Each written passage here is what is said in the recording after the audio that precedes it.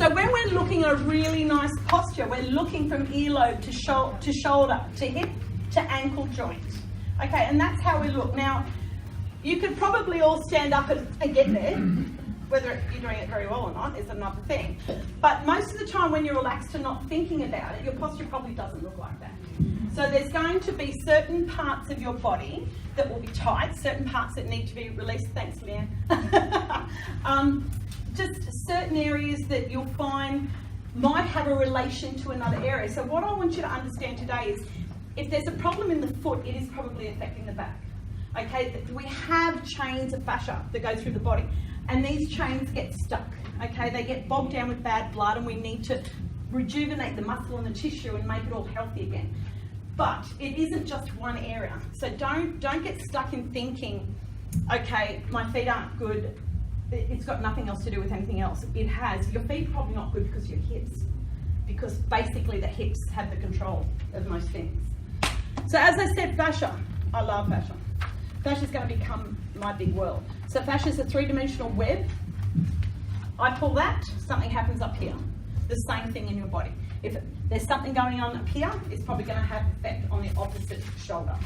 Okay, so you can't disengage one area to another area. You've got to think of complete areas. So I want you to start to, you'll hear more and more about fascia in the years to come. There's a wonderful man that we learn, Thomas Mayer, and he's brilliant. So we learn a lot from him, some of us guys. So there's going to be a lot coming out of fascia. And fascia is your biggest sensory organ. So we used to say the skin was, because we touch through the skin and you feel it, but before that, fascia actually feels it. So fascia is the in-between of everything. So it's in-between muscle, it's deep, it's in-between, it's superficial. It's just everything. It's tensegrity, like a sailboat. You pull one cord, the other cord's going to this. This is what fascia does, and this is why we have dysfunction throughout our body. All right, we need to start to look after fascia. This is great. All right, everybody put your hands here. And this is how I'm going to show you how your hips relate to your feet. Everybody, feel the hip here. Everybody squeeze your bum. Does the hip push forward? Mm-hmm. What happens down there? The arch lifts. My toes look what? So if you come down here, the actual arch, you watch my feet. If I'm rolled forward, my feet are now clasped in. If I squeeze my bum, my arch is lifted. It's all related through. So you can start to walk around, grab yourself a little bit of butt, and then squeeze. Okay? Even just standing there squeezing. And this is going to help stop the dysfunction at the foot by activating through the hip. Okay? Are we all on board so far? Yep.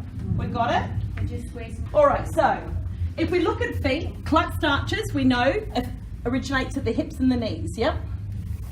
Abducted feet go with clutched arches because the knee has to travel forward. Once you collapse your arch, the arch should collapse, the knee's going to want to travel in. Yep. So yeah, it goes with it. These two go hand in hand. A valgus toe, all that means is the toe is turning. That we need to stop because we're not applying the load over the top of the toes. All right, so make a note of anything that you need to correct. Now, hammer toes. So actually, Linda's not too bad. All right, here's a hammer toe. Okay, so see, or they call it a claw toe. So see how it's clawing in? So now it's not distributing weight properly over the top of that toe. So once again, we need to pull that out. Now I'd be using a toe spreader, so I'd also be on a hammer toe. I would be doing some gentle massaging. I would be at night time and I would just be gently massaging that joint, trying to get that joint to be happy again. Because you don't want to walk around with a hammer toe, okay? And thongs, unfortunately, give you hammer toes because you're clawing in them. So because this is turned on the calf, see how it turns on the calf? Yeah. So it shortens the Achilles tendon, which is your spring system. Okay, so you've got a shortened Achilles. You won't be able to dorsiflex properly, which is essential as you get older. So your dorsal flexion of your ankle, which is this, which you need to walk with, because we walk through a dorsal flexion, we squat through dorsal flexion. You collapse in, this gets tight, loses flexibility and the ability to dorsiflex. So you'll see a lot of old people, they shuffle, because they've lost that ability to do this with the ankle. I always harp on in my classes, the ankle is the most important joint of the body. Okay, we need to keep the ankle mobile. So the ankle should be able to dorsum plantar flex, it should be able to abduct, and rotation. Should the knee be able to do it? No. Does the knee do it because the ankle doesn't? Yes. Okay, if your knee's been impacted by an accident or a fall, then the knee can have problems. But otherwise, the knee is going wrong because there's something going wrong here and here. So we need to, it's the connection. All right, so the connection is, if we go through here, we're going to have medial displacement. So what's going to start to give you pain? The medial part of the knee. If we're hypermobile, what's going to give you pain? Yeah. If we've got pain through here or we creak and we crack, it's because the patella's not tracking properly in this femoral groove. So it's also a biomechanical issue where we're actually striking and grounding from. All right, so the knees, I know that everybody, and everybody says about the knees, they, oh, I've got bad knees, but it's really not the knee's fault, it's what else has happened in the body that's gone wrong. Okay, so let's think of the knees as just the in-between. And if we can fix the other things, we can fix the knee. So excessive lumbar lordosis, most of you have it. That means you need to start seriously looking at some releasing.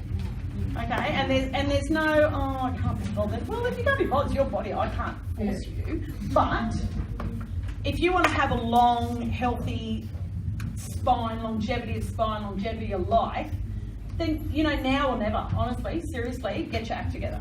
Okay, sleeping position is another one. Do you get out of bed and you're all stiff? Yeah. So you probably find that your sleeping position is, okay, so if I'm sleeping, sorry if you can't see, if I'm sleeping like this, see how my hips come down and turned? Mm-hmm. So if you put a little bolster cushion in between your knees, see how the hips square? So if I was to bring myself up in that same position, I'd be square. The same with lying on your back. So you guys that have got excessive lordosis, I've got my crystals in my back pocket. I know, right? If you've got an excessive lordosis, if I put your legs out straight in bed, you'll actually have that same arch that you had against the wall. Yep. Yeah? So you're better off, if you're a back sleeper, to put a little bolster cushion under your knees there. Guys, if I was asking you all to stand up and raise your arms up, would you be raising that up through your back or your shoulders? Shoulders. Nah. So if you guys have got an excessive lordosis, you can't get your arms up. If I was to come out of here, I could, because I'm using my back. What you've got to learn to do to get your arms above your head is to bring yourself back into that neutral. Remember how we squeezed our arms slightly? And then I can bring my arms up. Ooh. Yeah, so you guys who do all those pump classes and all those other sort of classes, and you're doing this. How do they do that? I see them pump classes all the time. So they come up and they're holding onto their little crane, and they're pressing above their heads, and they're actually lifting it through the back, not the shoulders. If I was to actually fix my back up, your arms would actually come forward. So you guys in those pump classes, I want you to be more aware of where you're actually lifting from. For every inch forward the neck sits, it doubles in weight. So what's got to hold the head up? Your back muscles, all those neck muscles, the upper traps, the Levant scap, they've all got to hold this head up, because we've got to be able to hold our head up and walk forward, yeah? We've got to be able to bring our head up and look to the horizon to walk. I know some people walk around like this, but I'm pretty sure they bring their head up every now and again, have a look where they're going. We are born to look on the horizon. We're not born to look down. Why would I put anything above my head in an exercise pattern if I'm here? Because I'm stressing out these upper neck muscles more. You know what I mean? So we are wary of what we do above our head. We might be single, we might be a little bit more plyometric when we're coming through. We're using a little bit more body movement than trying to just hold above, all right? So be aware of what you're actually doing with your programming. Self-myofascial release or triggering. This is what I love, and this is what I give my guys homework to do.